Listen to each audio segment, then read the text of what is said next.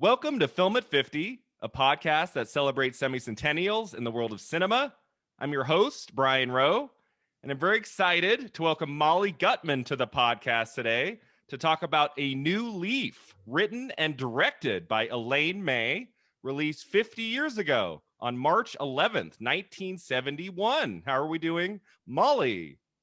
Doing pretty well. Yeah, really excited to talk about this. I hadn't seen it before, and when you sent it to me, I laughed and laughed and laughed and laughed the whole time and was not expecting to. So I'm super excited to talk about the film. So you had not heard of this film before. I had not heard of this before until I was doing my research of like early 1971 releases. I, of course, was familiar with Elaine May and her work, and I knew she had directed a few films, but I did not know what A New Leaf was. So this was kind of new to me. This was pretty new to you as well?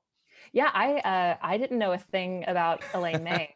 Okay, cool. Okay, gotcha. Like not a one thing. And then I ended up spending all last night sort of deep down the rabbit hole on YouTube of the Nichols and May like improv sketches. Yeah. And yeah, so I think I found kind of a new favorite. So some of those are on like YouTube, like some of their sketches they did together? Yeah, I found like probably 6 or 8 of them. Oh, cool. Okay, And I wasn't sure they were for improv sketches. And they're kind of long for improv sketches. Yeah, I wasn't, I don't know, maybe I'm kind of just seasoned on, Saturday Night Live and yeah. what, like this is a little bit older, right? flying, but even like Flying Circus and, Fry and Laurie and like those feel smaller. These are like single scenes that go on for 10 minutes, which I was not expecting, but they're genius. They're really, really funny. Yeah, I'm excited to take a look at those.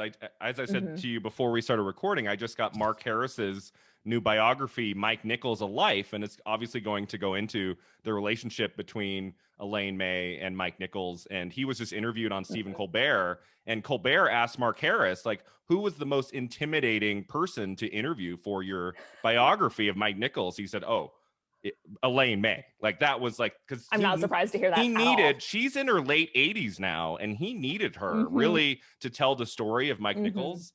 And he said it was, it was a long road, but the interview itself, I guess, went really, really great. And so I'm excited to read up more about her in the Mike Nichols biography for sure. So before we get into A New Leaf today, Molly, I wanted to ask about you. What role have movies played in your life? So, since you were a child to today? And maybe if you could share a couple of your favorites with us. I know we saw some movies together. I should tell our listeners, we got to know each other at the University of Nevada, Reno in the MFA in Creative Writing program. And right at the beginning, man, we were seeing some cool like horror films together. I remember the first one we saw, I believe, was Crimson Peak, Guillermo del Toro. So. And then the two of us, 2 years later, went to see The Shape of Water, another del Toro film. I feel like we saw only horror films, right? It may have been only horror. I don't think we saw The Witch together.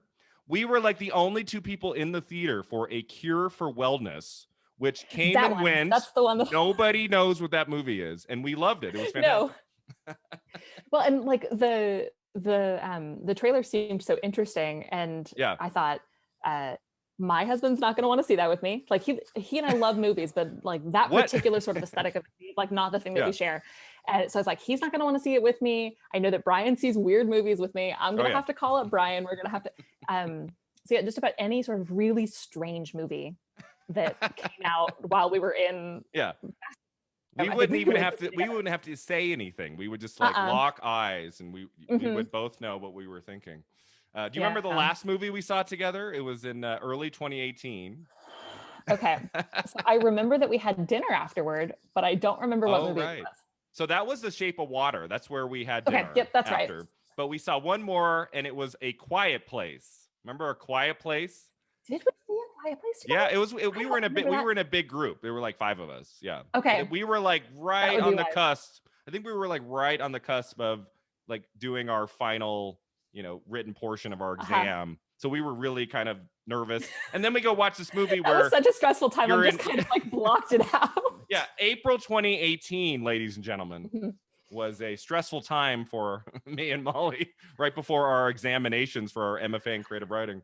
So what do? We go see A Quiet Place where you're just your nerves are being shredded for 90 minutes.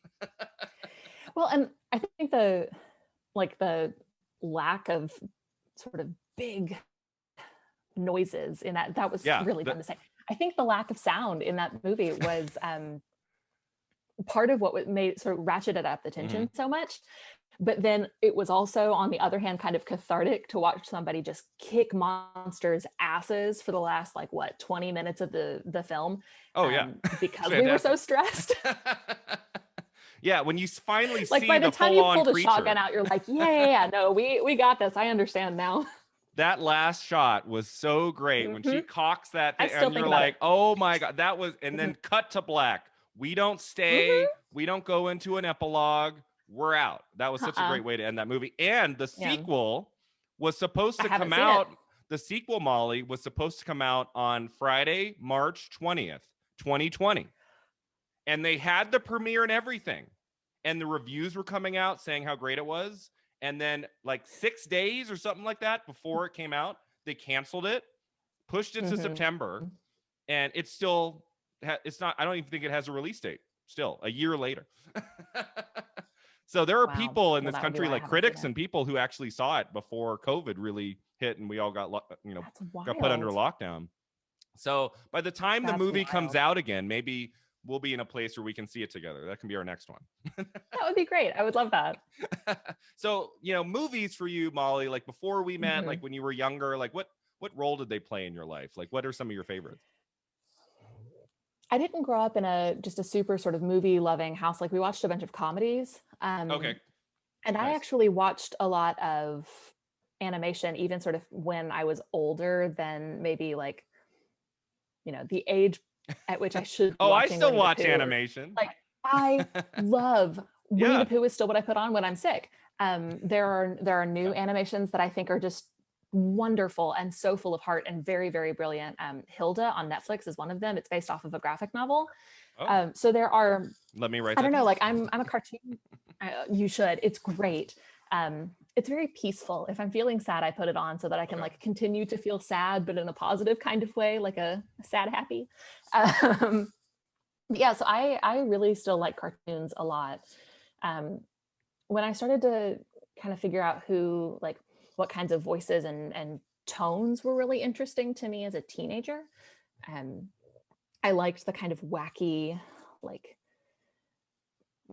my comfort movies as a teenager were, and I know these are not particularly cool to like, but things like, the Wes Anderson movies or... Wes Anderson movies are not cool to like? Scott Pilgrim versus the World. I love that movie. I don't think they are. I think people think they're not cool. Oh, you like Wes Anderson? How dare you? That's kind of the sense that I get, but maybe I'm wrong. No, I think it's cool to like. I think it's cool to like Wes Anderson. Grand Budapest Hotel. Grand Budapest Hotel. That's a great movie. Fantastic. I'm a fan. And then other sort of movies that I don't know are kind of bizarre like that and very loud and poppy and colorful. Those were kind of the things that I flocked to as a teenager and that I still find a lot of comfort in now, which is not terribly different from animation, I guess. So maybe there's a connection there, but things like Scott Pilgrim versus the World. And then now a lot of the movies that I really love are things that are maybe that kind of same level of strangeness, but in some weirder, twisted way. I like a lot of, I like The Lobster. I like The Favorite. Both of those are by the same director. I love the director. I can never remember his name. Yeah. Okay, so I wrote it down. The Favorite and The Lobster, and didn't he do a film with Nicole Kidman, The Killing of a Sacred Deer? Is that the title? I think that's what's called. I think he made that in between The Lobster and The Favorite. Yeah. Yargos. So that's one of those where I've seen the trailer and it looked. Yorgos Lanthimos. Lanthimos. There you go. Yeah. Lanthimos. Yeah. Hugely talented. I loved The Favorite. I do not like costume dramas. The Favorite is so good. Costume dramas are not for me, but I loved that one. That was great. Yeah. Yeah. And then my quarantine movie, my lockdown movie, I have seen Portrait of a Lady on Fire no fewer than 7 times. That was one of the most strikingly gorgeous films I've ever seen. I watched it on Hulu. I think it was on Hulu. Yeah. And it was unbelievable. Yeah. It's on Hulu. Yeah. Fantastic. And so you've watched it 7 times. Oh, the bonfire scene. At least 7 times. You're like, no, 7 times on the first day, Brian. Right. No, twice on the first day. And then, yeah. And I do not speak French. So like every single time I've had the captions on, and yeah, I'm obsessed with it. So you say, you like more than just horror films. I don't know why that's the only kind of movie we saw when we were in the same town together for 3 years. But I was like, I almost felt weird asking you to talk about a comedy in A New Leaf. I'm like, should I be asking her to do like a strange horror film of 1971? But I thought this would be a good one to chat about because we don't really talk about comedy very much. No, we don't. Yeah. But I like a lot of funny things. So this was a real, real treat. Yeah. All right. So let's go into A New Leaf, Molly. Let me give, for our listeners who don't have any clue what this movie's about, I just have a very brief summary I will share with you. So the great Walter Matthau is the lead of this film. He plays Henry Graham. He enjoys living a life of fortune and privilege when suddenly he discovers he's completely broke. He realizes the only way he can become rich again is to marry into money, right? And so with a temporary loan from his uncle, what was it, $50,000? Yeah. He's given only 6 weeks to find a bride, get married, and repay his uncle the money. So when he meets the passive, unkempt Henrietta Lowell, played by Elaine May, the film's writer-director, he comes up with a dastardly plan. He plans to kill the rich heiress after their marriage and inherit all of her money, and he will go back to his rich ways from before, the life he had before. It's kind of the main premise of the movie, right? Am I leaving anything big out of that? No. Is that it? Did I get it right? I'm waiting for a guest. So. I'm waiting for a guest at some point to just say that's not what the movie was about. Well, and then maybe I'm like, maybe what? It's also important to. Maybe it's also important to say that she's sort of on top of, like, at one point he calls her feral, and this keeps like showing up because she like drops tea and wine on the rug, and she likes wine coolers instead of like wine, even though she's rich, so she should like wine instead of wine coolers. Which, by the way, wine coolers are the bomb. So, but so like there's sort of that facet of how he sees her, but then I think one of the kind of central sort of important qualities about her in the film that then like comes to play later is that she's, you know, despite her sort of rugged exterior, she's like particularly tender, I think, or like thoughtful, and then also kind of nerdy, and those two things work, I think, in kind of an interesting comparison. And he doesn't, I don't think, notice either piece of that because he's only fixated on the fact that she is A, rich, and B, quote unquote feral.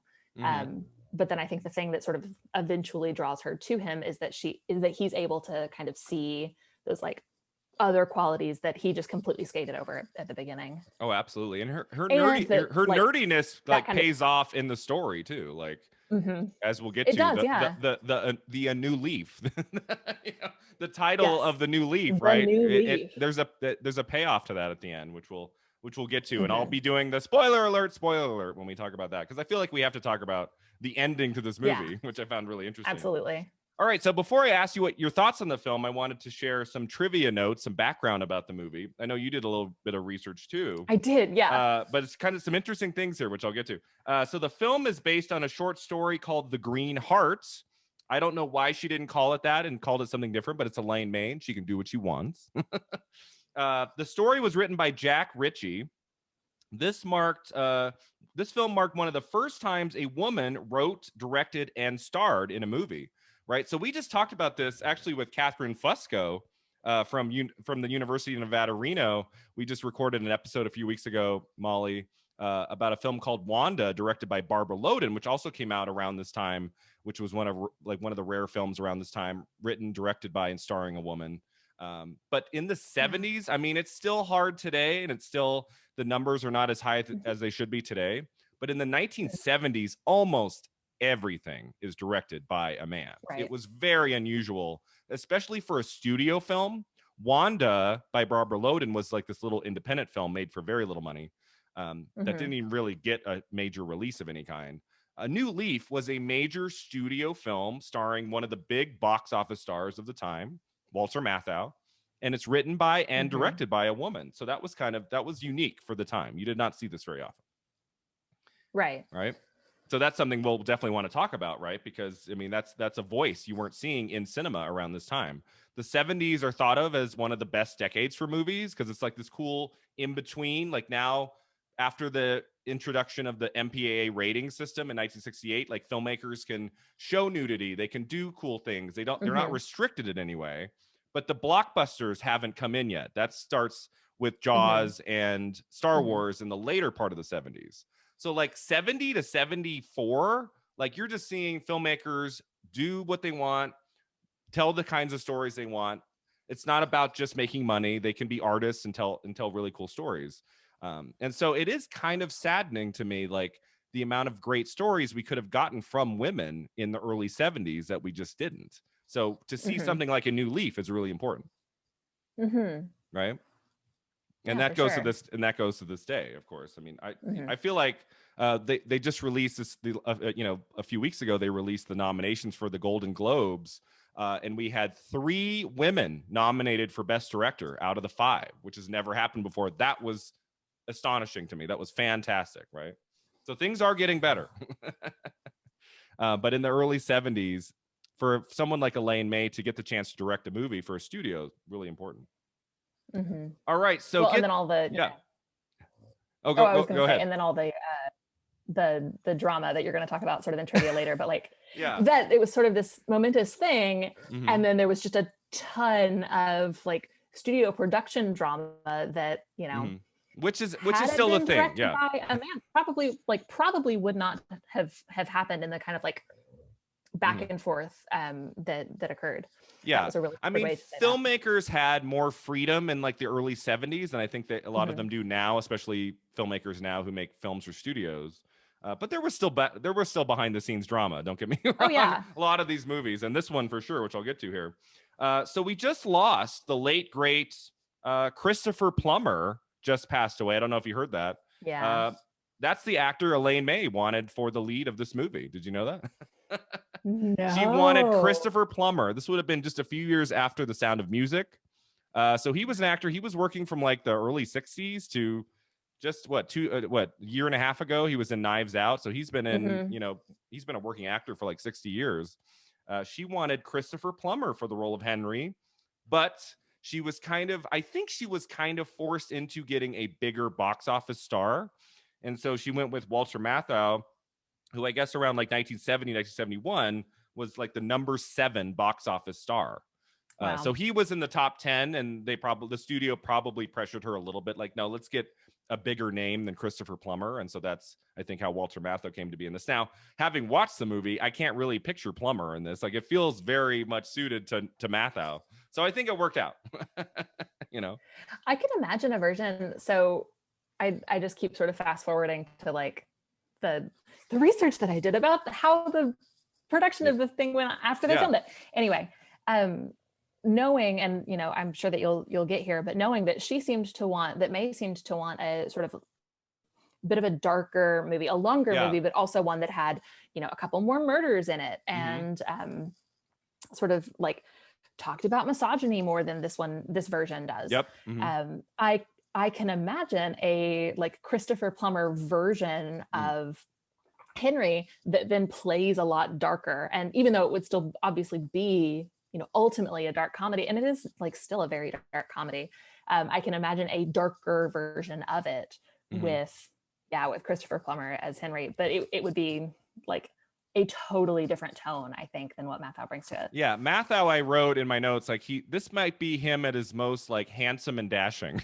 Like I found him very like, I don't know how old he is here. I mean, he's maybe in his like early to mid 40s, something like that. But I would guess. Yeah, I feel like Plummer, as you say, would have brought a more dark side to this character than Matthau does. Matthau is just a very funny person, and it's hard really to see him as like, this really like have this really dark mind, and I'm going to kill like if this movie had actually gone that direction where he actually like murders her or something at the end, I would have been like, whoa, okay, this is new. All right, so let me get to like the big crisis on this movie, Molly, which is on Wikipedia, and you can find it. It's really fascinating. Okay, so she shoots the movie. She would not show Paramount Pictures a rough cut of the film 10 months into editing. She was editing this movie for 10 months. That is a long time to edit a movie. Molly, a lot of movies are cut together in just a few months, like 2 to 3 months, I would say. So Paramount studio executive Robert Evans, he took the film away from her and recut it, even though she had final cut in her contract. May's version was rumored to be about 3 hours long. At one point, Elaine May hid the negative under her bed to gain negotiating leverage. It is not known if that original 3-hour cut still exists. Angered by the alterations, May tried to take her name off the film, and she unsuccessfully sued Paramount to keep it from being released. Whoa. Yeah. That's a movie. Right. I want to see that film. Right? Well, and it feels so darkly perfect to a movie that is already about like this guy who's trying to keep power and is deciding to use a wife to maintain the lifestyle and the power and the sort of social control that he has. He is planning to dispatch her. Yep. And then she's the one who sort of directs this movie, wants it to be dark, and puts a couple of murders in it that I think were, if I have my research right, were in the original short story. Okay. And apparently, go ahead. So all we get really now is just a flash, like a dream flash of her being attacked by a bear. And an absolutely absurd one. There is a man in a gorilla suit picking her up in his like imagination.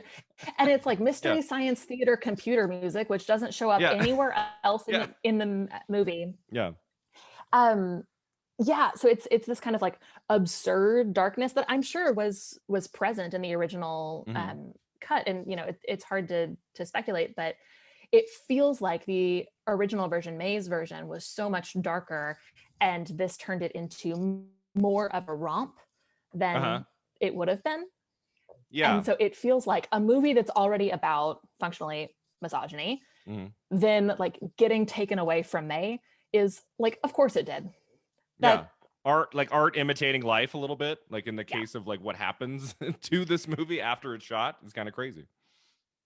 I also found an interesting piece of Elaine May trivia, which is that she hid reels of film later again after it was on a different film, and Paramount had, I think, fired her, and then to negotiate maybe like a rehiring contract, she hid reels of a different film in like a friend's garage. So this sort of like real hiding was a real like bargaining chip for her, and I love her for that.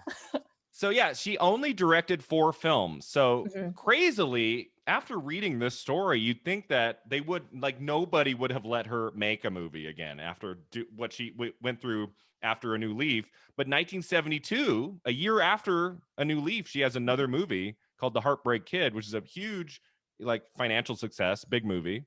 And then she makes a film in 1976 called Mikey and Nikki with Peter Falk that is not a moneymaker, doesn't do well, and that kind of ended things for her for some reason. Right. Maybe the word had gotten out. That may have been the one that she hid in the garage. That might have been it, yeah. And then about a decade later, Warren Beatty, who has all the clout in the universe, says, let's give Elaine May another shot, and he and Dustin Hoffman come together to make Ishtar, which came out in 1987, which is one of the most notorious flops of all time. One of the most famous cases of a movie gone awry, of just like, I think it went like, 10 times over budget or something crazy, where like the money went nuts. Like there was overages, and the shoot was supposed to be fairly brief but went on forever.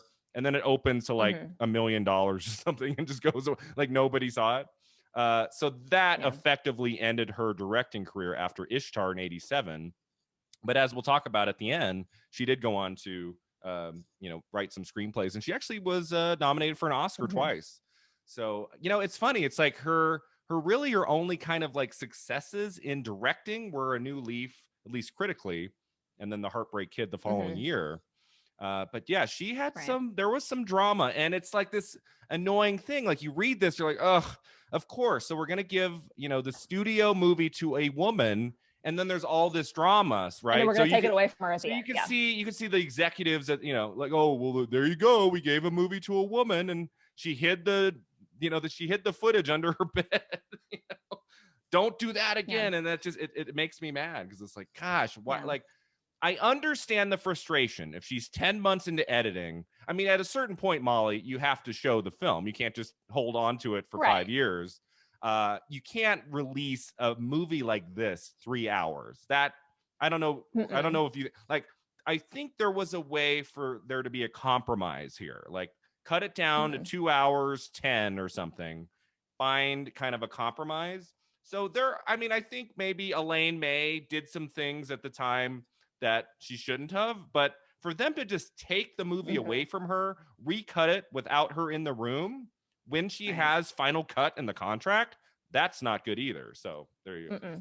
No. And then when it was finally sort of cut and shown, it had really great critical reviews, at least of the ones that I've seen. Oh yeah. And they talk about that sort of cutting like issue.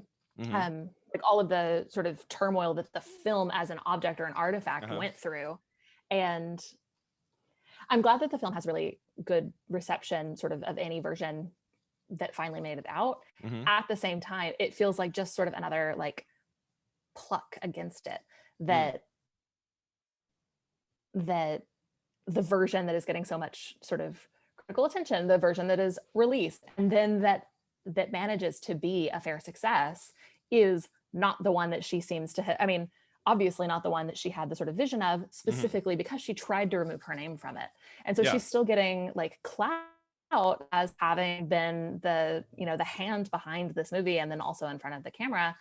And yet it's the version of the movie that she apparently disdained so much that she tried to remove her name from it. Yeah, not only remove her name from it, which is unusual since she's in the movie. So it's like, well, how do you do that? You just put like another writer director's name and then keep Elaine May as the actor, because it's clearly you. We can see you. I would guess. So that's kind of weird. But she tried and she's to prevent. Such a brilliant actor in it. I love her acting in it. She's so good. It's like, well, she tried to prevent it from being released. That's a big step. Like, okay.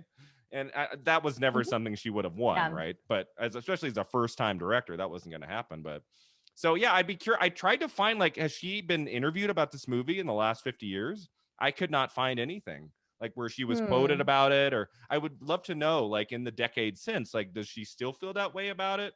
Does she still like just despise what came of that experience or not? I'd be curious to know. Yeah, I would be interested too. But yeah, so very dramatic. As you say, the film was very well received by critics, right? So usually when a studio gets in there and cuts the movie and they're like, oh, we're cutting out an hour of this thing or blah, blah, blah, usually the movie is not good. Usually it's a disaster. And this one turned out rather well, considering that she was not present for the editing of the final cut. Roger Ebert, the great Roger Ebert, my favorite film critic, gave this 4 stars out of 4 stars in early 71.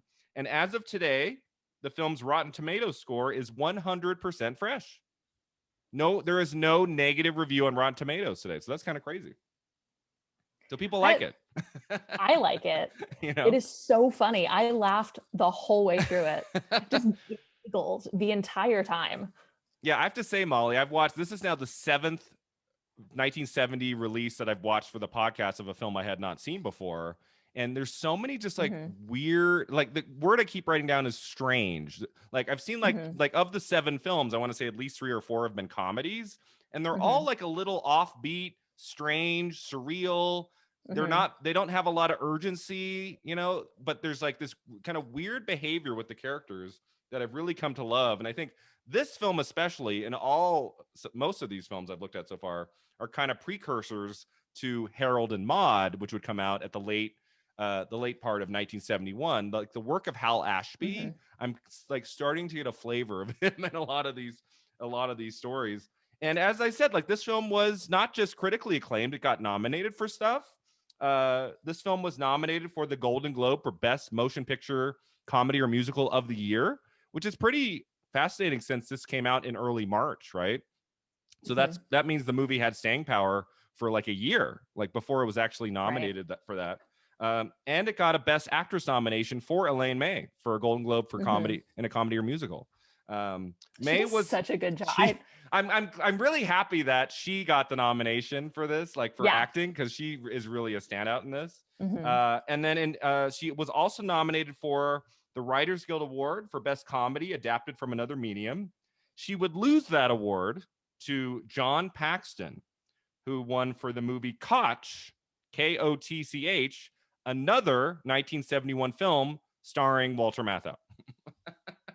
Weird bit of trivia there. So yeah, Matthau at this time was usually in like more than one movie a year, and his big movie of 71 would be Koch, which came out in September. And I believe, I'm almost 100%, I believe that got him an Oscar nomination for Best Actor. So he is very much in demand right now, right? And so I could not find, Molly, like, what was his opinion, Walter Matthau's opinion, of being directed by a woman in a film? I'd be really curious to know. I couldn't find, like, was he like, yes, was he fighting for her behind the scenes? Was he kind of like, oh, a woman's going to direct me? Really? Or like, I'd be really curious to know. I could not find any articles or quotes from him. Like, was he on board with this? Did he want her to direct or not? I don't know. I would hope it's a yes. I would be interested to see it too. I like Walter Matthau. I hope he was like championing her while they were, at least when they were making the movie, right? And finally, Molly, in 2019, 2 years ago, this film was selected for preservation in the National Film Registry, which every year it picks just a few select movies to preserve, and they picked in 2019. They picked A New Leaf. Fantastic, right? That's good. They go for any kind of movie, silent film, new films, and they picked this one. So that's pretty cool. Right? Yeah. All right. So let's talk about this movie. So what did we think of A New Leaf? You said you were laughing a lot through this. I was definitely laughing a lot too. What did we like about this movie? Yeah, I thought it was super funny and very I mean, can I go ahead and dive into like more nitty gritty? Dive in. Okay. So one of the reasons, and you know, I'm not somebody who's sort of a scholar in comedy. I don't know that I have all of the kind of vocabulary that somebody can talk about it with. That said, I think one of the reasons that this movie is so funny is that it listens to and does a good job of interpreting a like very, very basic writing rule. So everybody's always talking about showing and not telling, and we as writers know that it's not actually always great advice to take and that people over apply it all the time. Absolutely. This movie though, I think really does a great job of demonstrating like humorous situations without making characters or the script talk about it. Okay, so, that's a good point. Yeah. Like the version or the scene that I'm thinking about is the one where so they're on their honeymoon. She's in the background, nearly falling off a cliff, trying to get this fern that she's not sure is right. She's trying to get the fern. She's almost falling off like a hill to do it. Yeah. And he in the foreground is reading a book called Intro to Toxicology. Because he's thinking about killing her. Thinking about poisoning her, right? Which feels like a Simpsons joke. Yeah. The way that the Simpsons always has like funny sort of signs in the background and like, you know, shop names and people are reading funny books or, you know, Sideshow Bob is like plotting something, and then, you know, you see like a foregrounded scene, but then Sideshow Bob is sort of like pacing in the background trying to plot, like that kind of stuff. It feels very Simpsons-y. And the movie, I think, does it sort of over and over and over again, but that's one kind of particularly like good example. Yeah, 20 years before The Simpsons. Right. Elaine May was already doing it. Right.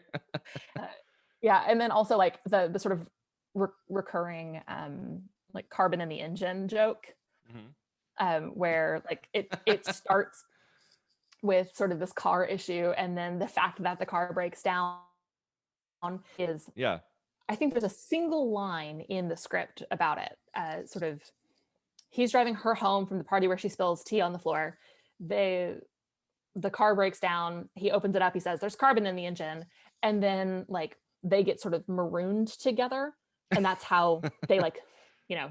spend their first substantive amount of time together. Yeah. Kind of their meet cute then, in this movie. Right. And the sun goes down and the sun comes up. And then like the next scene we see is a tow truck. We don't see very much of their conversation. It probably only lasts, I mean, I didn't time it, but it probably only lasts 1 or 2 minutes. Okay. But then like, it's been this sort of physical humor joke that's been set up. It's now paid off. And the kind of physical and like visual cues in the film have shown us, even though 1 or 2 minutes have elapsed in the movie, that there has been an entire night elapsed between the two of them. Like that seems like really effective storytelling and writing, but it also seems like really effective joke making. Yeah, I mean, the film is pretty verbose, right? There's scenes that go on. I want to, I'm thinking about the bank scene at the beginning, right, where Walter Matthau's character of Henry is let down very slowly. You do not have any money, but it's so well written. The writing in this movie is so great.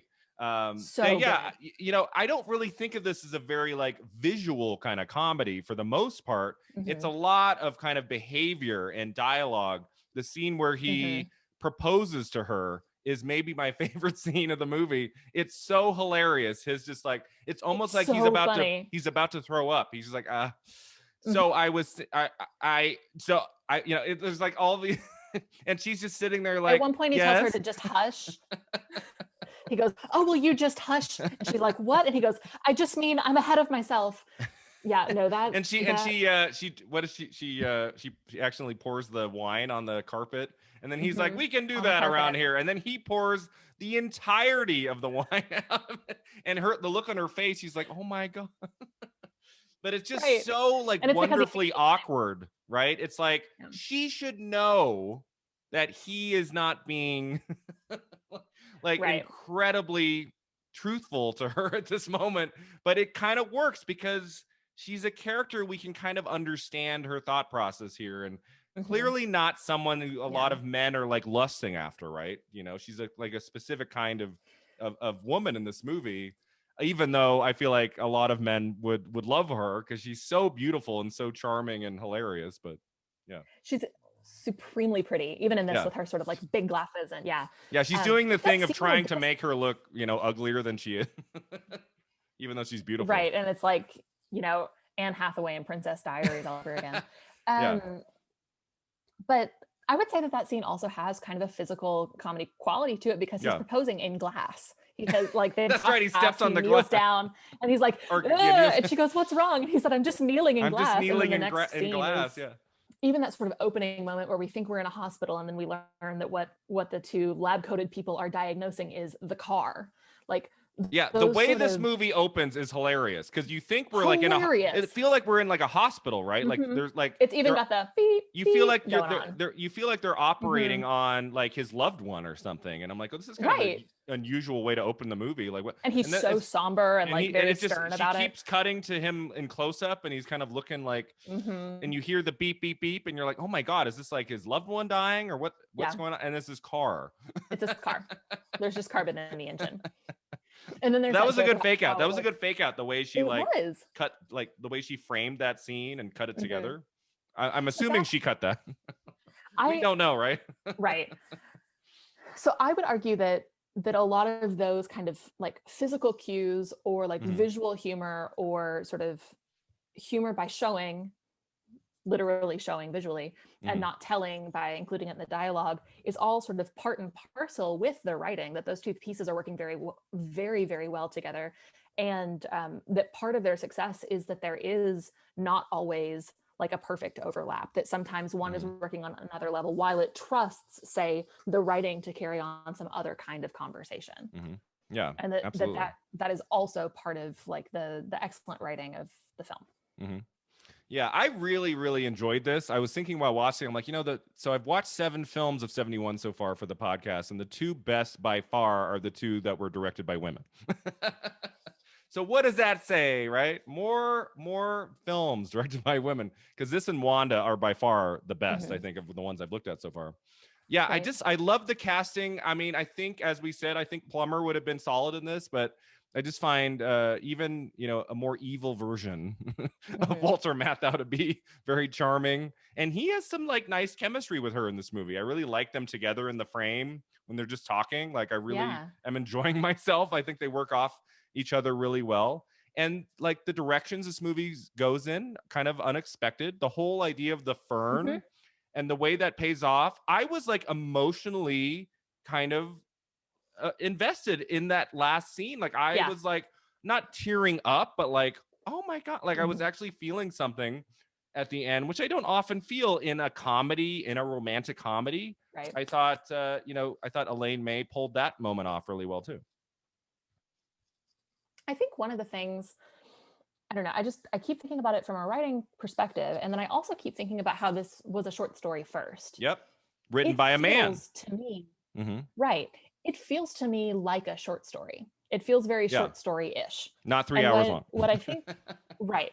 Well, that too. I think what I mean when I say that it feels like a short story to me is that it's got one character, and one of the successes of the story might be that like the sort of the main success that a character achieves is from May's character, while the kind of drive or like motivation that's supposed to get the story in like forward is in Matthau's character. So like maybe it's that both of their characters like get a thing or are doing something to like really drive the story instead of it all being, say, motivated by Matthau's character, because that's the one that we start with. It's not. It's not just Matthau's point of view the whole way through. I mean, Elaine May's Henrietta really becomes a secondary lead in this movie. Some romantic comedies, it's all the guy and what he sees and what he does. And once she's in the movie, which it's about 27 minutes. So we're with him for a while. It takes a while before she comes in. But once she's a real presence in the movie, it's both of them for me all the way to the end. It's not just his story.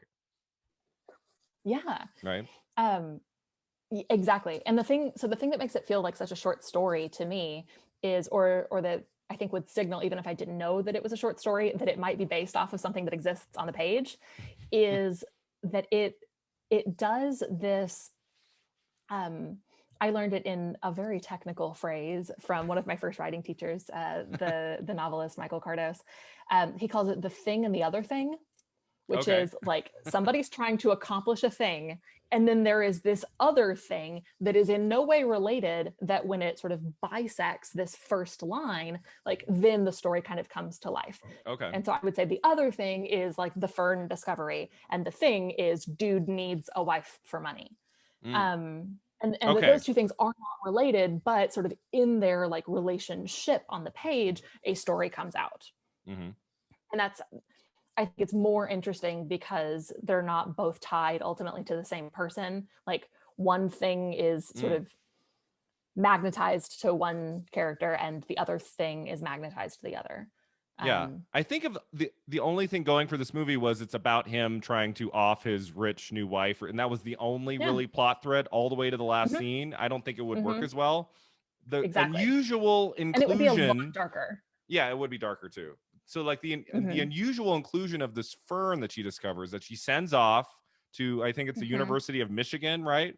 And they accept it as like a new, what is she, like a new plant, like something that's not been discovered before. Right. And she says she named it after Henry, right? Right. And in the moment she tells him this, he's kind of like, okay. Like, why would you do that? Why wouldn't you, you know? He's not super impressed by this. But that is a great planting, so to say, for the payoff in the last scene. Which I guess we can just talk about. We can just talk about that now if you'd like. We can talk about kind of the ending to this. So spoiler alert, if you want to fast forward a couple minutes. I did want to talk about the end. So at the end of this movie, like he takes her, she takes him, right, on this like camping trip, like canoeing. It's her idea. Right. Yeah. And I think she's taken maybe like research assistants on the trip before, but she says, no, I'd really like to take you. And I think it's like a regular botany trip that she takes into the wilderness. But they're like staying in a tent, and then they go canoeing together, and they hit some rapids, and she's like, I can't swim. right? And he's like, great, this is my out. And he's like, oh, perfect. I don't have to poison her or anything. I'll just let her drown. And like so the canoe goes over and she's like in the middle of the river, like hanging on to just like a branch or something. And he gets to shore. Or a rock, maybe. Yeah, or a rock. Like he gets to shore and he's like, oh yeah, I'll be right back. I'll come get you. Right. And isn't in that moment, this movie has 2 minutes left. He's at that moment, like, I'm just going to let her drown. Right. Like once he gets to shore, he's not like, I'm a better person now. But then what does he discover? Right. He discovers this other like unusual fern. Right. And I think one of the really interesting points about sort of that moment for him is that he's grown in a couple of ways over the course of the film. So first, like, he's becoming a not murderous person. He's becoming somebody who is a little less obsessed with sort of his future, because what's going to happen in the next couple of minutes after he eventually turns around and rescues her is that she's going to say, will you actually go to the university with me and teach history? And he's like, I guess that's not a bad life. So like he's about to turn around in kind of a major personality way. Yeah. His alignment is about to change.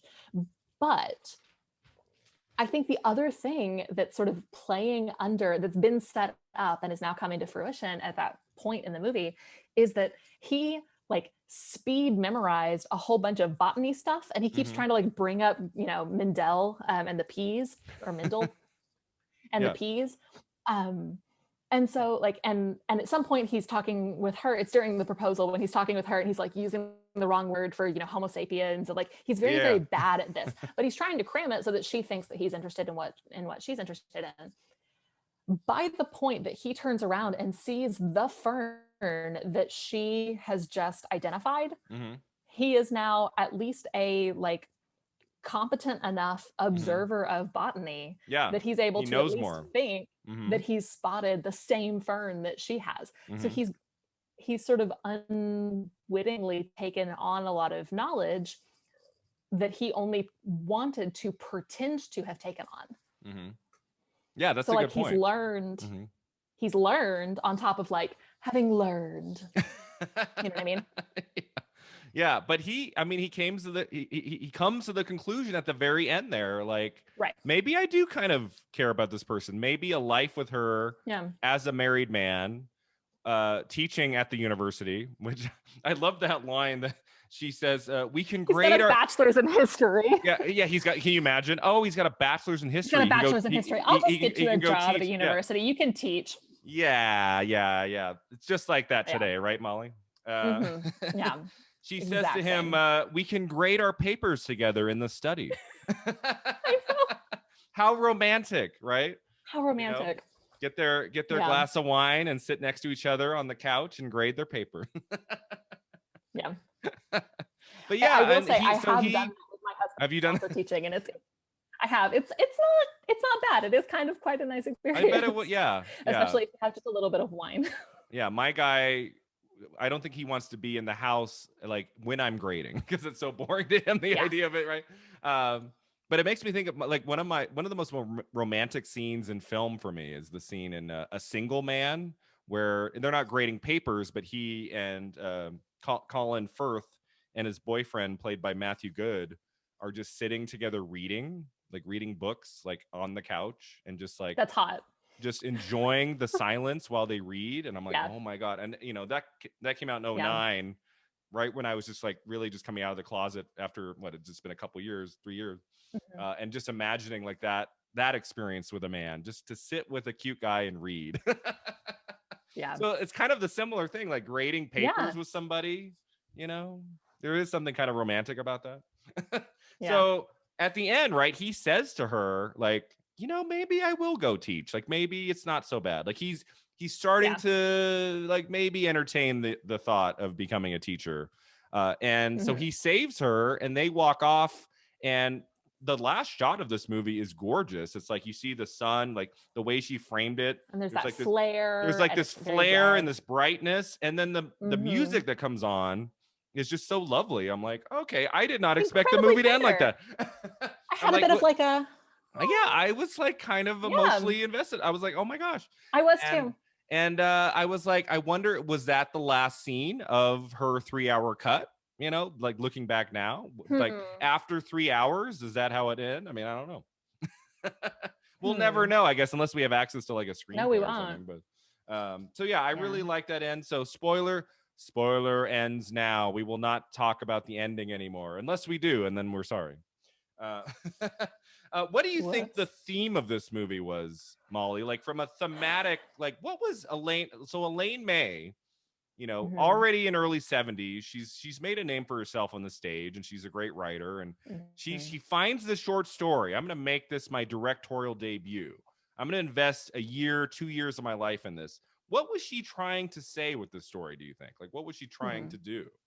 It's kind of a question I ask myself of every movie on the podcast, and movies I watch not for the podcast, is like, what's the filmmaker trying to say with this beyond just what happens in the story, you know? I do not know how to answer this except to pull sort of to an earlier, like a question that I know is going to come from you later, which is like which films are kind of maybe like this, or which films might be an interesting comparison. Like I picked a couple of those based on the things that they do similarly, which is, you know, these sort of tenuous connections. And so one that, can I just like go ahead and talk about them? Yeah. Okay. Oh yeah. Go for it. Yeah. Okay. So one of them is, and it sounds weird because it's a coming of age story instead of a romance story, but it's Booksmart. And I think the reason it's such a good movie. And I think one of the reasons that this movie and Booksmart at least talk to each other is that they are both in some way about extremely underestimating somebody who's into their specific niche that makes them appear unpalatable, nerdy, like not worth it, definitely not worth either popularity or sort of marriage and like the wealth that she happens to have accrued because she's this, you know, because Elaine May's character is this uncouth, nerdy lady. And yet how sort of letting these women be their authentically interested in niche material selves, that's a great, ends up becoming this sort of like larger way that other characters can become better people and more tolerant people, but also like enjoy life more. Yeah, that's a fantastic connection between the two. Yeah. And I think in terms of like behavior kind of comedy, I think Booksmart is a great newer example of what some of what Elaine May is doing in A New Leaf, for sure. Also a film directed by a woman, directed by Olivia Wilde, right? Her debut, I think, as a feature film director. What an amazing first film, right? Like so confident. Good movie. Yeah. I watched it on a plane, and that's not the most ideal way to watch movies. But I did watch Parasite on a plane, and I was 30 minutes in, and I was like, this is the greatest movie of the year. And then I saw Booksmart, I think the same trip, actually. So that was a good flight. Booksmart is fantastic, and you know, definitely some thematic ties between the two, and you know, just interest in women and what they like to do, and show that on the screen is not something we see all the time. Often, especially in films directed by men, sometimes they can be just like props, and they're not really full-fledged human beings, three-dimensional, and that's what you really get in films directed by women, right? You really see that difference. Like they become real people, and I love that. I think the impulse in the beginning of a lot of films, and the impulse in sort of real life, is that when people of like various marginalized identities, I'm talking about women specifically here, but I think it applies in a lot of different ways. Yeah. When women are very, very interested in something, people can't leave it alone. Like the immediate impulse is to squash it. And I think that happens at the beginning of a lot of films, and it happens at the beginning of, I think, both Booksmart and A New Leaf, where sort of the other character's immediate impulse is to be like, nope, like we're gonna have to work that out of you. I don't want to listen to it. Or either like, or I'm going to take advantage of it. I'm going to pretend to like botany and to learn botany so that I can then later take advantage of you, because like how strange it is for you and how convenient it is for me that you happen to be nerdy and interested in a thing. And then that sort of like interest ends up floating, I think, the rest of the movie. And I think in that way, both films reflect sort of a lot of what we see in real life. Yeah, absolutely. I went with and something in very funny ways. I went with something just a little bit more broad. I was thinking the way this Yeah. movie ends, I was just kind of thinking like, this is a guy who's just pushing against the idea of marriage and happiness and kind of just like settling down the entire movie until, you know, close to the end. And I just kind of thought like something she's working with here is this idea of like, we can push against something as much as we want for years. But eventually, sometimes you have to give in to what you're supposed to be doing or who we're supposed to be with. Sometimes that happens in life and it's okay. That's an idea I kind of got from the movie too, at least based on how it ends. That. You know? Yeah. No, so I like that interpretation a lot. Yeah. So what does Elaine May bring to this movie as a director, Molly? Like, so, you know, we've talked about a little bit, like really showing Henrietta's, you know, eccentricities and really allowing us to get to know her. You know, I would question if another director would have had as much of her in this movie as it does. But anything else, like visually, or we've talked about production design, right, is really fantastic in this film. The way the you know, the scenes look. I mean, I don't know how much of this was done on a set, or some of it might have been, or if it was all practical. This is another fun thing of watching these early 70s movies, right? It's seeing like 70s culture, like what did bedrooms look like in 1970, 1971 is fascinating to me. Those two sort of curtain hung bedrooms in the honeymoon suite. Yeah, I'm always looking for things like that we do not see anymore. Isn't there a scene of a guy like picks up a phone and it's red? Like a red phone? Maybe. I was like, wow, that's something there's there's a dial phone at some point where Henry's character like threatens, I think, to call the police if Henrietta's chauffeur does not leave. And like that's one of those sort of like sitting on a table. There's clearly a rotary on the other side that we sort of see and he like puts his hand on the phone in the cradle. So I would love to have some of those phones today, like the non-wireless, or it's just like a big fat red phone and hi mom.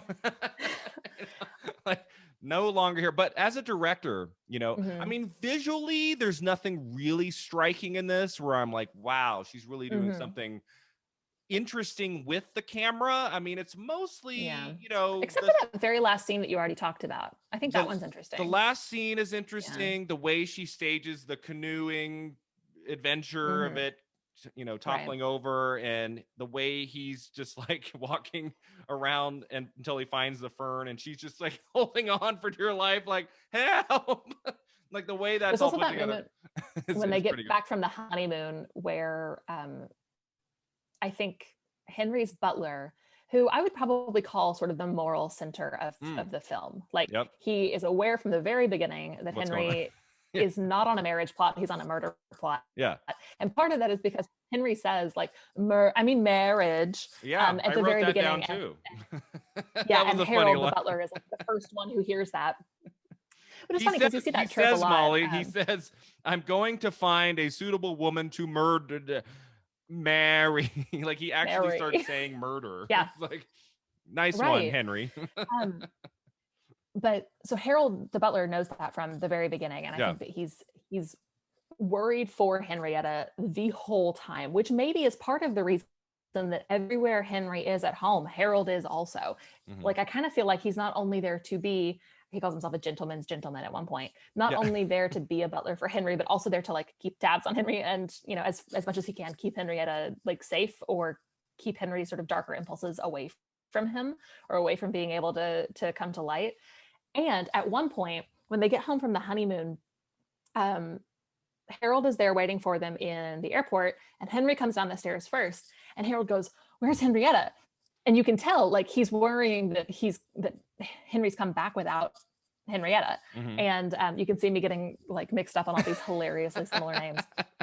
Harold, Henrietta, Henry. There's an Uncle Harry. Do you think there was a meaning behind that, Molly? That having him be Henry and her be Henrietta, was there a meaning behind that, or just like that would be a choice? I think it was probably just more for like humor than it was for like thematic reasoning. So maybe like, I don't know about you, but like when I write a novel or something, it's like I can't have two significant characters with the same first letter. Like they have to be different first letters. Oh, and that would get cut in a workshop first thing. Like you brought that to a workshop. The very first thing the table would say was, I don't know about those names. Henry and Henrietta. That's a choice. It is. So they get off. So Henry comes down the stairs at the airport, and Harold the butler goes, "Where's Henrietta?" And then he goes, "Oh, she's back there somewhere." And at first you don't realize because you think it's a plant, but it's Henrietta behind the fern. That is hilarious. Like, sort of she's there in the middle of the frame. And you think you're looking at a plant. She's been there the whole time. And then you hear her talk and you're like, wait, what? And then you see her. Where is she? And she moves and then it the a plant little kind bit. of shakes a little bit. She's like holding this giant fern in front of her head. That's a very funny visual. It's a very funny visual gag that there's not a whole lot of those in this movie, but that's definitely one of the most memorable. I mean, we'll never know what the extra hour plus she would have given us. I mean, maybe you said she had more murders, and I'm assuming there might have been more dream flashes of weird shit. like maybe there would have been more of that in the those extra were hour. So weird. Like the shot of her being attacked by the bear. It's it a very bear? unusual. That was makes it a more bear? sense than a gorilla. Is it a gorilla or a bear? I don't know. I watched it. It is a person in an animal suit, whatever it is. It's either a bear or a gorilla. It is a full-grown man in a suit, just picking her up, and she's going, "No." That must have been fun for her to film that day. It feels so kind of absurd. Again, I know the film is a comedy. It's a dark comedy. Yeah. There are ways that the film is already kind of absurd, but those dream sequences feel so different in terms of quality. They were clearly intentionally. Yeah, the music is different than the rest of the music in the film. It's very computery, 70s computery. And then it's got this weird, low quality production veneer to it that had to have been intentional because the rest of the film is so expert feeling. It feels very seamless. And then here's this clearly a human being inside the suit of an animal picking her up and her sort of overacting in a 1920s kind of way. Yeah. Hilarious, but so then kind of dark because it's more than 2/3 of the way through the movie when Henry has this kind of first vision of how she's going to go and how he's going to orchestrate her going. Yeah.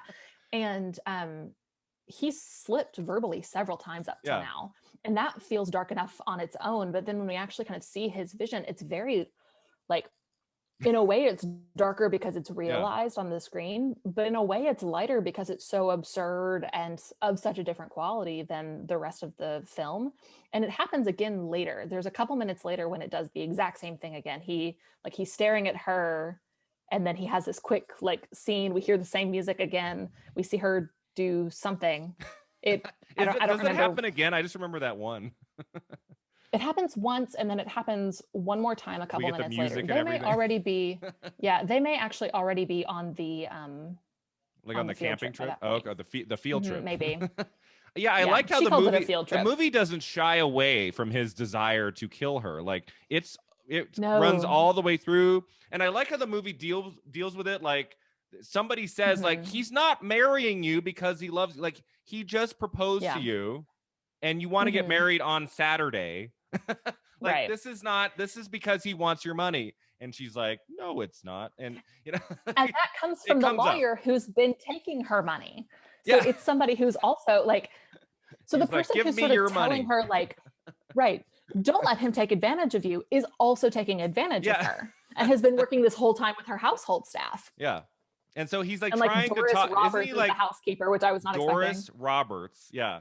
So Molly, we just did an episode just a few weeks ago on an early 71 release called Little Murders with Elliot Gould and Donald Sutherland, and Doris Roberts plays a small role in that. Where I'm watching this scene, I'm like, God, that actress looks familiar. Oh my God, it's Doris Roberts from Christmas Vacation and Everybody Loves Raymond. Thing. And then she shows up in this one, although I saw her name in the opening credits first, so I knew it was coming. But she actually looked a little bit more like herself in A New Leaf.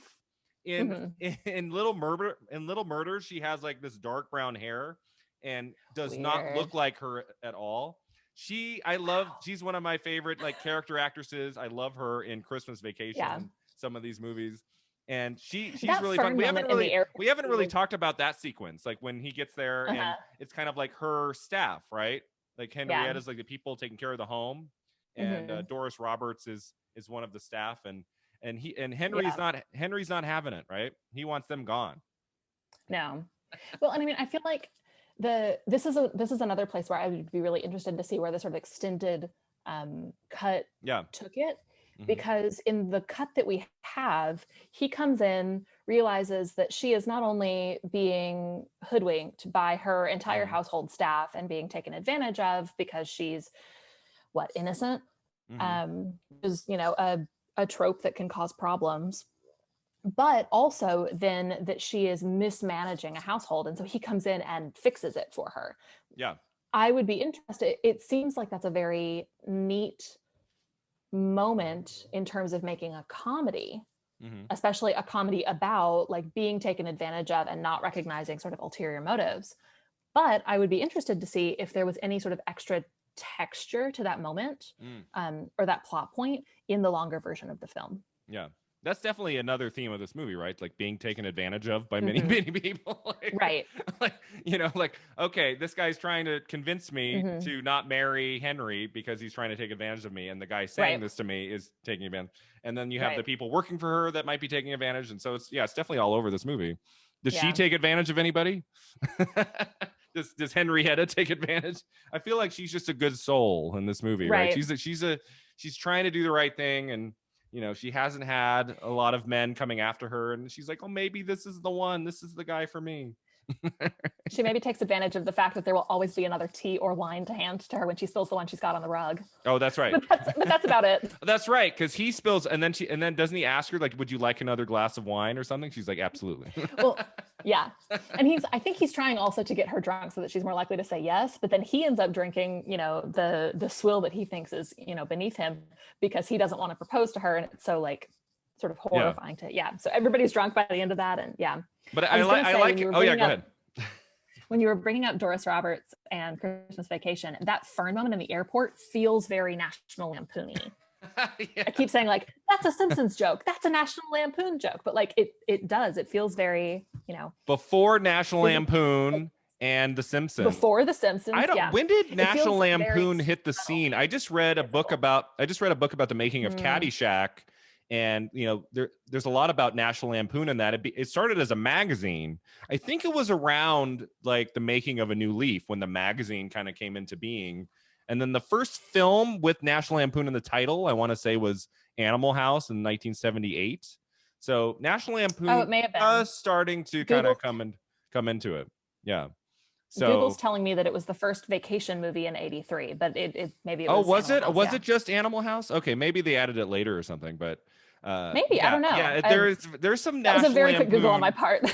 there's a definite National Lampoon quality to some parts of this movie, and just as I said earlier, just like, you know, a lot of just unusual behavior. This is not just a straight comedy all the way through. It's different than what you might find, especially in movies you'd see now. Right. So, as we'll talk about, that's kind of my last question. Before I get to the last question about the movie, Molly, anything else you want to say about the performances or any scenes we have not touched on? Any scene? I feel like we've talked about. I liked in that scene when he says to that staff member, I can't remember which one, but Walter Matthau says, if you're not gone by 10 o'clock, I will shoot you. That's to the chauffeur. The chauffeur. Well, because he's just told the housekeeper, who's Doris Roberts, he's just told her, if you're not gone by 10 o'clock, I'll call the police. Should we sync our watches, or do you want to just take a chance? Yeah, and it starts with, I will call the police. Call the police. And then the chauffeur walks up and he goes, no, I'll shoot you. And he pulls out a gun, and then he carries the gun around with him for the rest of the scene. Yeah. And at one point, like, he runs into the, you know, what is it? The cook's daughter is taking a like mommy's helper salary, and or a mother's helper salary. And like, he runs into the daughter and he's got the gun. He doesn't have it pointed at her, but he has it sort of up. And she goes, and like swerves to avoid him. Yeah. Yeah. Yeah. I mean, I thought there wasn't a bad note in any performance in this movie. I thought, you know, I was thinking about it watching. I was like, gosh, Elaine May, she writes the script. She directs the movie. It's her first film as director. you'd think she might have been toying with the idea of casting someone else as Henrietta, right? I'm going to direct this movie. It's really hard to direct and act at the same time, especially, like in the early 70s, you're taking on your very first project. Right. You might want to just have full control over the production. So I'd be curious to know kind of what the thought process was there. Was she considering other people? Because she's so perfect for that role. She probably at some point just said, I should just do it, because I can't see, like who was a popular woman at the time? Like Jane Fonda was really, really big in like 70, 71. She might have been considered for it, but she wouldn't have been right. So I think there's a very specific quality to Henrietta that Elaine May was perfect for. Yeah, I agree. So Nichols and May was like, they were doing this sort of well before she started directing, right? They were doing that in like the 50s, I think, mid to late 50s. They were starting that. Yeah. So I was reading a bit about kind of the early reactions to their like show. Their show, yeah. And how kind of like amazing and bright and talented and incredible and captivating, like people sort of knew from the very, very beginning this was a very, very special show between that Nichols and May were putting together. And then, like I was telling you sort of before we started recording, I fell down the rabbit hole of sketches last night. There are several online. I'm gonna watch and they're them. long for improv sketches. They're great. They're so funny. There's one about Bell Telephone where like she plays an operator and the operator supervisor and the supervisor's supervisor, and he plays a man trying to place a call. And it's great. But they are so funny. And she is always like the funnier person. He's always playing the straight man. I mean, at least in the ones that I saw. He's usually more the straight man, Mike Nichols, and she is the more kind of goofier. Okay. So goofy and so like sharply goofy. She's very good at like changing her demeanor just a little bit or changing her voice just a little bit to swap a character very quickly. Yeah. Or like asking a very dark question, then pulls this kind of like funny moment out eventually, but it starts in a dark place and it moves to a funny place. I kind of can't imagine coming from that training and not knowing immediately that you're like kind of perfect for the part. Because she, I mean, you can see Henrietta's character in her sketch shows. Okay. Yeah. And as soon as the very first shot of her in this movie where she's like sitting in the corner and you're just like, oh yeah, this is going to be good. Yeah. She is such a funny actress. She's such a warm presence. It's kind of crazy to think how few films she's actually acted in, right? She wasn't in very many. Like the one I saw when I was a teenager was she played a major role in Small Time Crooks, a Woody Allen film from 2000. Yep. I've seen it. And I looked at her filmography. She's in a few things here and there. But really, I mean, of the 4 films she directed, this is the only one that she's at least a major person in. I don't know if she's in any of the other 3. I don't think she is. But yeah, she doesn't. Like, she's not steals the show. She really does. Oh yeah, like, when you're watching the 2 of them together, her and Matthau, you're watching her. And I'm even thinking about that moment that you just brought up when we are first introduced to her, and she's got the teacup and she's sitting and she's in kind of like this plain sort of matching set, and she spills the first teacup. I don't think she spills it entirely to the floor. Maybe she does. And somebody maybe hands her like the second saucer set, and she's got a glove that she's already handed off to somebody else, but then she's got the other glove sort of draped like over her hand, but she's holding the teacup. And it takes a good 20 seconds for the host of the party to extract the glove from like underneath the saucer. That's such a funny moment and such like pristine acting, as far as at least I'm able to tell, which is to say not very much, but at the same time, just completely show stealing. She's phenomenal. By introducing me to this film, you have created me like a new favorite. I have introduced you to the great Elaine May. Yeah. I mean, considering how few films she's actually starred in, right? She's a pretty famous personality figure going all the way back to the 50s, and I want to kind of end our conversation talking a little bit more about her and some other films she's done. Yeah. Before I get to my final question about the movie, what role has Walter Matthau kind of played in your, like, do you know of his other films? Like, what was your introduction to him? Was it this movie? Have you seen him in anything else? I'm pretty sure I've seen him in other things, but this is the first time that I was really kind of paying attention, maybe. Okay. Is the way because when I was a kid, it was Grumpy Old Men and Grumpy Old Men with Jack Lemmon and Dennis the Menace. Yeah. Right? He's like he's the grandpa dude. What's his name in Dennis the Menace? He's like the next door neighbor. I don't remember. Yeah, it's been a while since I've read the comics. So like I've seen that movie several times. Yeah, but and he was, do I have it right that he was in no, this may have been somebody else. Was he the one who was in the Odd Couple film, not the TV show? Yeah. So there were two, right? Yeah. So the Odd Couple film with Jack Lemmon again, they worked together a lot, right? They were really great friends. I believe they were in at least 6 or 7 movies together. They were in The Odd Couple. I don't know if he did the stage version. It started as a stage version, and then they made a film in 1968. 68 is the film version starring Matthau and Jack Lemmon. It's hilarious, Molly. Check it out. It's really great. Yeah. I also have some affection for the 1998 sequel because that's the last movie my grandparents ever took me to. Because I had moved away, and I can't remember why. Like, I think I was visiting them on a weekend or something, a full Saturday, and they like took me to the movies. And the very last movie I saw with my grandmother and grandfather was The Odd Couple 2. And I still remember to this day my grandpa like howling through the movie. So even looking at it now, it's not a great comedy by any means, but it's fun, and it brings me back in your heart. It brings me back good memories. And that was the last film that Walter Matthau made outside of a kind of a flop comedy that Diane Keaton directed called Hanging Up, which came out in 2000, where he plays just a small role. He's like the dad. Kind of his last lead role in a movie was Odd Couple 2. But he's been I think he was acting, if not from the 60s, from the 50s. He won his Academy Award for Best Supporting Actor for a film called The Fortune Cookie. I believe that came out in 1966. So he's an Oscar winner. So many great films. Worked with Jack Lemmon a lot. Grumpy Old Men is a lot of fun. I actually prefer the sequel, Grumpier Old Men, which is really funny. And Sophia Loren is a love interest, I believe, for Walter Matthau in the sequel. It's great. Wow. So I grew up with old Walter Matthau. So it's been really fun for the podcast, and even before the podcast, looking at films of the 60s to kind of see his work when he was younger. And he's I just find him to be so dashing.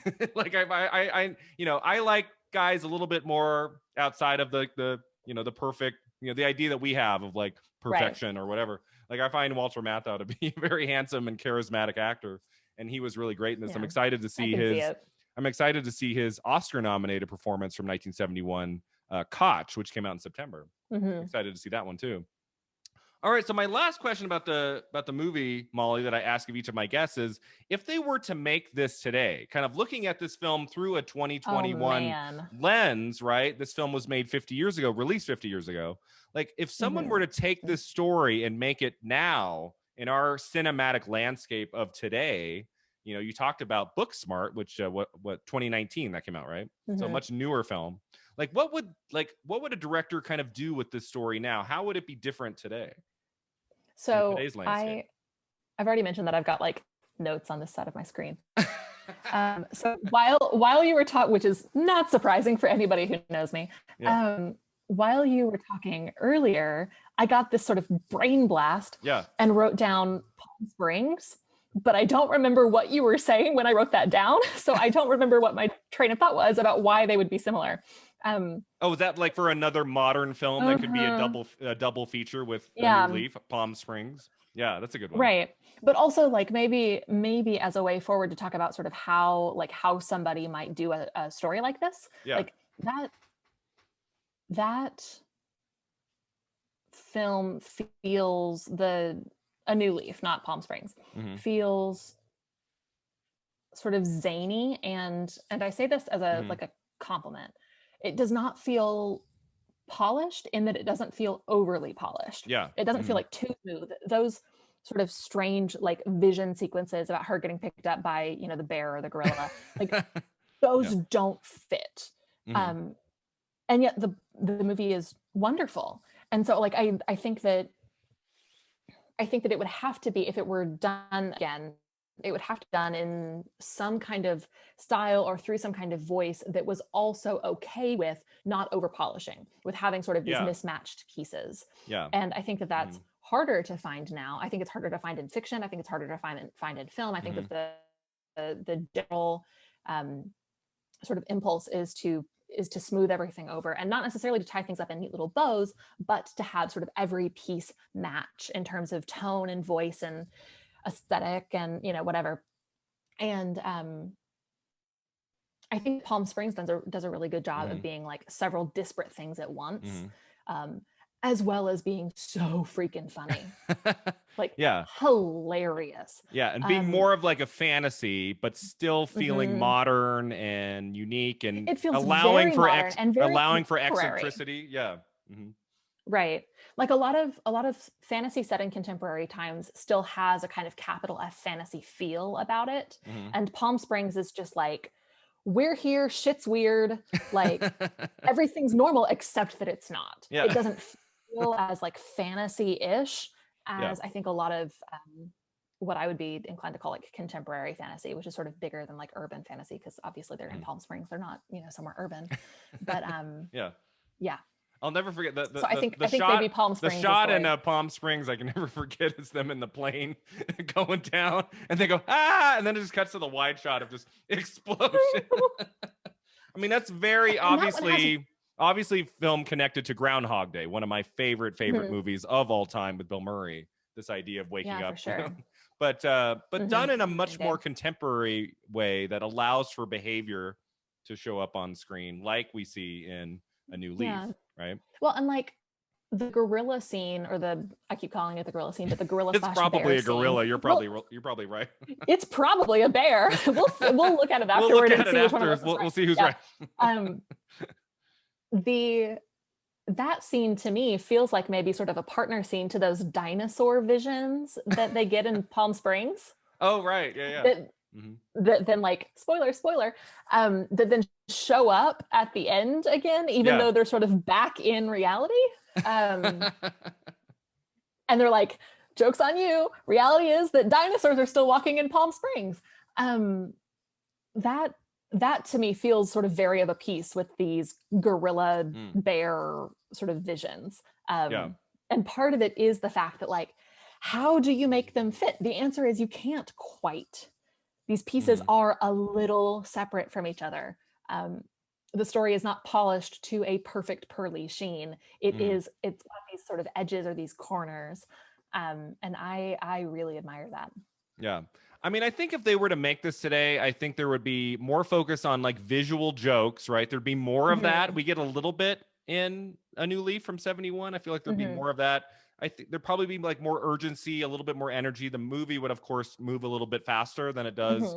And that's the case for almost every film I've looked at for the podcast. Yeah. A lot of these films take their time, and we are not used to that now. It's like now screenwriters are taught 2 pages a scene, 2 pages a scene. Don't have a scene of dialogue that's 8 pages. That's not going in. So I think it starts with the screenwriter now. Screenwriters are just taught, like, okay, it's got, you know, it's every scene has to be 2 minutes. Whereas back in 70, 71, you had time, you had the ability to take your time. And I also I feel like in a new version, like it wouldn't take until the very final scene for Henry to kind of come to his realization. I feel like the arc of Henry would be a little bit more obvious. Like we'd see by the third act that he's starting to come to his senses. Like maybe there are things I really like or love about this person. I feel like the movie would play up the romance a little bit more in a newer version and paint him in a maybe a little bit better light. I don't know. Right. I feel like it wouldn't be like a full Prince Zuko kind of redemption, but it would be like, it would be maybe like a, you know, She-Ra's, like the new She-Ra Catra kind of redemption. Like there's clearly a, you know, a turn. And then, like, I think the important part and the way that we talk about redemption now, and a lot of people use Zuko as a model, is like not only turning around and realizing that you had been wrong, but then also recognizing that there is work to do to get from being wrong to actually helping. Like it's not enough to be like, I was wrong, I'm so sorry, and everybody goes, oh, come in for a hug. like to do now.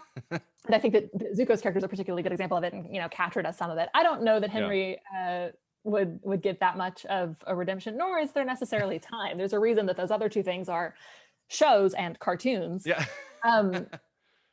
But at the same time, I think that there would have to be sort of more of a signal toward that to make people happy. Absolutely. So I really like this movie. I think if you have any interest in the work of Elaine May or Walter Matthau, like check this one out. It's a lot of fun. I wouldn't give it 4 stars out of 4 stars, right? I mean, I'd be curious to see her 3-hour version, or maybe like a 2.5-hour version that was more of Elaine May's, the film that she wanted to make. I feel like every director should have that luxury, right? To give us the movie they wanted to make, good or bad, right? So we'll always kind of wonder what that would have been. I think what showed up on screen worked out really well, and I enjoyed myself. And I think it's worth a look. Absolutely. Yeah. All right. So that takes us to our final 2 segments. You've touched on it already before, talking about Booksmart and Palm Springs. So the Divine double feature, we pick a newer movie that would make a really cool like double feature with our first film we talked about. And I've gone all the way back to like mid 90s. Like it doesn't have to be a movie that came out this year or last year or anything. So you would go with those 2. Did you have any others to add into that? Yeah. Okay. Yeah. Go for it. I thought about other ones, but those are my 2. I think if you want to really angle in on sort of a double feature about like interested and interesting women, then A New Leaf and Booksmart is the way to go. If you want to talk about it from sort of a perspective and a like storytelling, scene composing, kind of Lego blocking direction, then maybe A New Leaf and Palm Springs. Okay, cool. Yeah, and if you have not seen Booksmart, check it out. That's a great movie. Watch Booksmart. Like it, again, was one of those that kind of came and went, right? It's really hard in today's cinematic landscape to get like comedies in theaters, especially I mean, this is before the pandemic, like to get people out of the house to go to something that's not a giant $300 million superhero movie is tough. And you have a little bit of a smaller comedy like Booksmart, it kind of comes and goes. People will obviously of course discover it later when it's on DVD and streaming and things like that, but if you have not seen Booksmart, it's really fun. Check it out. I feel like Booksmart's fans are very loud about being fans about Booksmart. Like if somebody, I'm one of them. Like if somebody likes Booksmart, because the minute you bring up Booksmart, I go Booksmart. Yeah, and I don't know how you watch it and are like. All you have to say is like, it's great. Right. I don't. You have like if you sit down at night and put on Booksmart, you're going to have a great time. I don't know how you don't. Yeah. So I went with a little bit of an older title, and it's a little bit of a stretch, but it's about like somebody who has money and has difficult time with women. It kind of made me think about it a little bit, and that's About a Boy, starring Hugh Grant. Have you seen that movie from 2002? I have, and just the whole idea of like the signature figure in the movie. Not that Hugh Grant is obsessed with money, but him having money has made it so that his life has not really amounted to anything, right? And he just kind of thinks about, well, what am I going to do today? What does he talk about? I'm gonna do it in units, 30-minute units. I'm gonna go get my haircut, watch TV. He can't really find love with anybody because he can't like really find that part of himself. And so there was a connection there I found with A New Leaf. I feel like there's a little bit of Hugh Grant's character in that in Henry in A New Leaf, although Hugh Grant's character does not want to murder anybody. He kind of wants to choke the young kid a little bit. But I was thinking, like, what's kind of a modern and comedy? Impulse are very different things. Oh yeah, yeah, yeah, exactly. But that's also a comedy of behavior. Really great, witty dialogue writing, fantastic cast. It has also Toni Collette and Rachel Weisz, 2 of my favorite actresses. And it was my pick of the best film of 2002. I stand by that today. I love that movie. And any chance I have to tell people to watch it, I do. About a Boy would be a lot of fun to watch after A New Leaf. Check it out. All right. All right. So that takes us to our final segment, Beyond the Flick, where we usually like pick our 3 favorites of an actor or a director or a genre. So I guess we could have done Walter Matthau, but I'm going to get to him with Koch later this year. He's like the sole kind of figure in that. whereas a new leaf's really both of them. And because she directed it, I thought it would be cool to end with just one last little conversation about Elaine May. So you said you watched some of her work with Mike Nichols. Did you do any other research about her life or any other projects she's been affiliated with? I did a little bit of research about sort of the scope of her career. And I can't remember if I said this already on the recording or if I said it before we started recording, but she hid the reels for a different thing. Like she didn't only hide reels as a bargaining tool for you said that. So like that one's very interesting because but we don't know what movie that was, right? Right. No, I don't remember. She did it for every movie. Let's just assume. She did it at least twice. And that's very interesting that she sort of like pulled back to the same very zany, like sort of all stops pulled kind of technique. It feels very Elaine May for her to hide to hide footage under her bed. Right. And I'm really fascinated by it because the second one was in a garage. So like under the bed and then like not in the bed anymore because I've already done that. Upgraded to a garage. Right. And it was like a friend's garage, I think is how I read the story. But I'm also really fascinated by how everybody, you mentioned this at least once, and I saw it in a couple of the things that I read, how everybody calls her intimidating. That I think get this coded in a particular way for like firm and opinionated women. But it also makes me like her. I mean, get this, Molly. Get this, Molly. So Mark Harris interviewed more than 250 people for his book about Mike Nichols. He interviewed Meryl Streep, but the most intimidating person for him to interview was Elaine May, which is, I would be, I think, more intimidated by Meryl Streep to sit down with her. Like, I'd be like, oh my God. I think my intimidation would be more of like, Brian, don't just like have a total love fest. Like, actually ask her significant questions. Right. I would sit down with Meryl and I'd be like, so I love you in this movie and this, you know.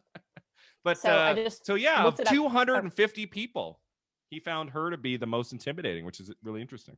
I'm not surprised by that, and also very interested in that. I just looked it up to make sure I had the title right. I've only listened to part of it on tape, but I listened to part of The Seven Husbands of Evelyn Hugo, by Taylor Jenkins Reid, I think.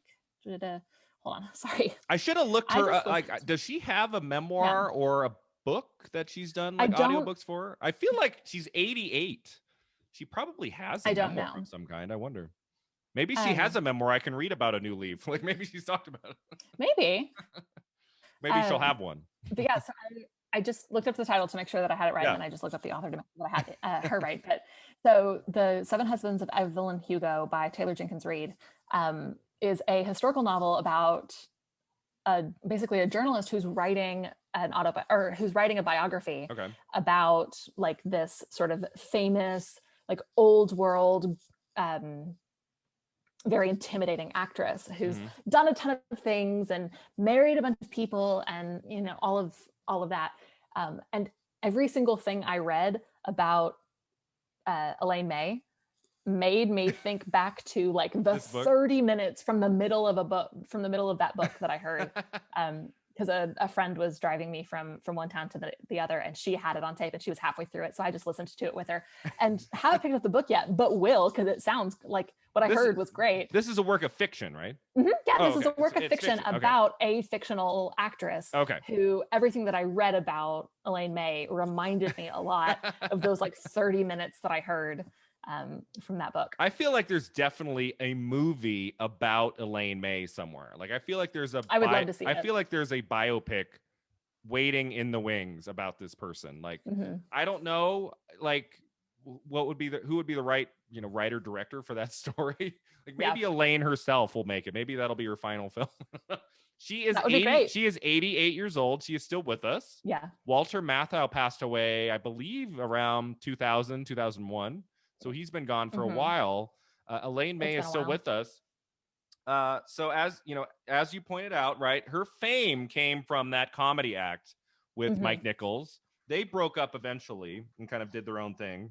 After A New Leaf, she directs The Heartbreak Kid, Mikey and Nicky, and Ishtar, which I mentioned before. But she's also a very well-renowned screenwriter. She wrote, or at least co-wrote, the screenplay to the movie Heaven Can Wait, starring Warren Beatty, which came out in 1978, and she got an Oscar nomination for that screenplay. And that's how they came to know each other, through Heaven Can Wait. And then a few years later, he comes to her and says, I want to give you another shot at directing. Warren Beatty, of course, directed a lot of films, including Reds, which earned him an Oscar in the early 80s. So he gave her another chance with Ishtar, which unfortunately did not work out for her benefit. But then she would collaborate with Mr. Mike Nichols again in the 90s on not just one, but two scripts on two films.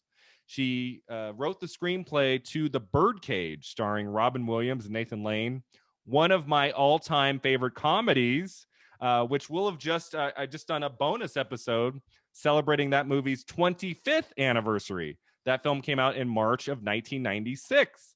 So this is a big month for the Birdcage and Elaine May. What a fantastic screenplay she wrote for that movie, which is, of course, based on a foreign film that came out in the 70s, La Cage aux Folles or something. I can't say it. But so she wrote the screenplay to that movie, and Mike Nichols directed it. So they collaborated again in the 90s. And then 2 years later, she writes the screenplay to the film Primary Colors. Have you heard of that? With John Travolta and Emma Thompson and the great Kathy Bates in an Oscar-nominated role. She would get her second Oscar nomination for her screenplay of Primary Colors. Also, a movie directed by Mike Nichols. So they collaborated on two films in the 90s. Have you seen either of those films? Yes, but a long time ago. Okay, you got to watch The Birdcage. Primary Colors, I watched again a few years ago for its, I believe, 20th anniversary. I hadn't seen it since I was a kid. It's got its moments. Kathy Bates is amazing in it, but then there's some lulls here and there. The Birdcage is just classic. So if you haven't seen that in a while, you got to check that one out again. It's great. She has two Oscar nominations for her screenplays, not for her directing, Molly, but maybe she's got one more in her, right? Richard Donner, the great director Richard Donner, is 90 years old, and he is saying in interviews that he wants to make Lethal Weapon 5. I'm like, a 90-year-old is going to go make an action film? Go for it. Go for it, Dick. To see it. But hey, Clint Eastwood, what is he, 91, 92? He just wrapped a new movie. So it's possible. Elaine May, we want one more project from you. But if that doesn't happen, unfortunately, I'm assuming neither one of us got to see this, right? In 2018, she returned to Broadway after a 60-year absence. Did you read this? Appearing read about it. Appearing in a play, right? Not a musical. I think it's a play. The Waverly Gallery. In 2019, she received a Tony Award for her performance. So, and that might be what? The oldest person to win a Tony, if not one of the most old. I have no idea. Right? I mean, so she would have been 85, 86. After 60 years, returns to Broadway, is in a huge success, and gets a Tony Award. Yeah. So that's pretty cool, right? So if that's the last act of her career, I think that's a good way to go out too, because she's fantastic. We love you, Elaine. We love you, Elaine May. And I can't wait till I can see your cat. I know. For those of you that are listening, I'm looking at Molly right now, and I see the shadow of a cat. What's your cat's name? This is Nala. Nala. Oh my gosh. My brother and sister-in-law have a dog named Nala. That's cute. She almost just fell off the bed and moved the computer. And we were just talking about how I had chosen this room specifically so that there would not be a cat. We need to end this conversation, Molly, with a full-on she had been under the bed the entire time. Yeah. She had been under the bed the whole time and came out for the grand finale. Thank you, Nala. All right, Molly, that takes us to the end here. Thank you so much for being on my podcast today, Film at 50. I've been doing this for a few months. I was really hoping to get you on at some point. What a fun conversation this has been. And this has been great. I'd love to end with just, if you could tell our listeners where they can find you online. Molly is a prolific writer, has so many great stories published in magazines all over the place, online and in print. And, for our listeners who might want to read some of your work, where can they find it, Molly? Yeah, so I've got it all sort of up on my website, or rather links to everything that's online is available through my website at mollygutman.wordpress.com. Okay. And then I'm like constantly way too online, so you can find me on Twitter at Molly E. Gutman. Okay, perfect. We will do that. So thanks again, Molly. This was a lot of fun, and thank you to all of you for listening to today's episode about A New Leaf. We will catch you next time on Film at 50. And please check us out online at filmat50.com. We're on all the socials. And check out the Patreon page. I have 2 exclusive bonus episodes every month on the Patreon page at patreon.com/filmat50. So check that out and support the podcast. Until next time, remember, 50 never looked this good.